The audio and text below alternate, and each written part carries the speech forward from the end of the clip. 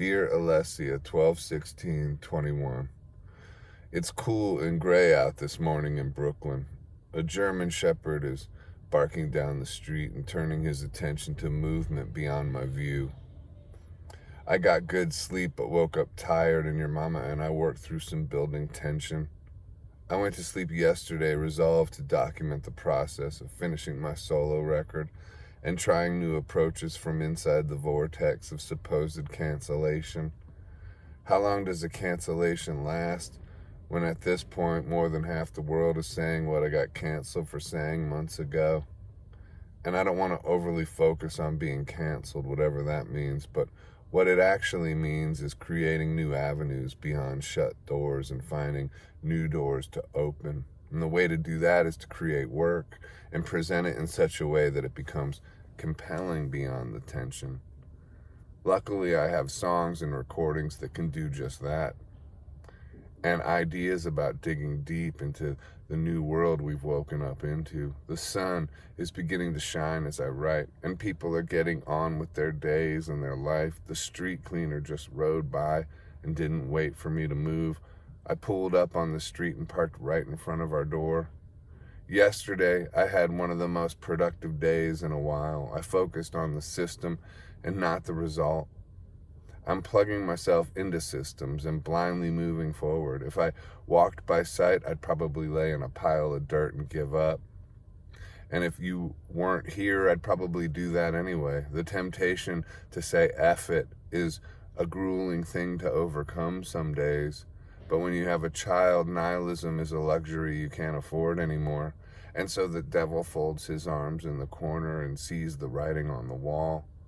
You are going to walk by faith now. I pulled up just outside our door, and the sun is shining through the windshield. Everything seems impossible, but it's not. Who designs these lives we live? Who could say we do, or you could say we do, but so much of it is out of our hands. So much of our actions are based on psychological checks and balances that were planted by neural pathways of others. There's always so much to do and organize.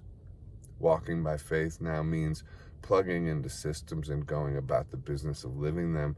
A cold shower in Wim Hof, breath work and prayer, a run to an anonymous recovery meeting, try and share, come home and mix down, create the record or allow it to create itself. Writing in this blog is an example. I try to make it a daily discipline where I just start writing with the morning's first cup, and I try to keep writing for an hour or so, give or take. It usually just flows, and I always usually start thinking I have absolutely nothing to say. And then I'm surprised when anything at all comes out. People are masked up in Brooklyn. They've never stopped wearing them, and perhaps they never will.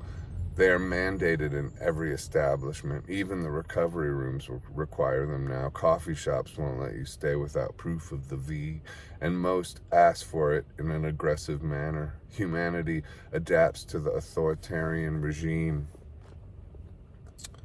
like white on rice. There's always that undercurrent, though, from our school days as children to now. There's always those types that love rules and regulations, and those types that love enforcing them and have a visceral hatred for those that are free, like Easy Rider, like what Jack says in that. They don't hate you because you're different, they hate you because you're free. I'm paraphrasing, but it's something like that. Hating you because you're free.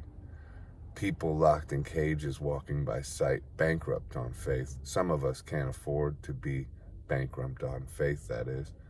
We plug into the system of the day and improve 1% from the day before. We do that every day, and the blessings will find us like homeward doves baptizing the wind.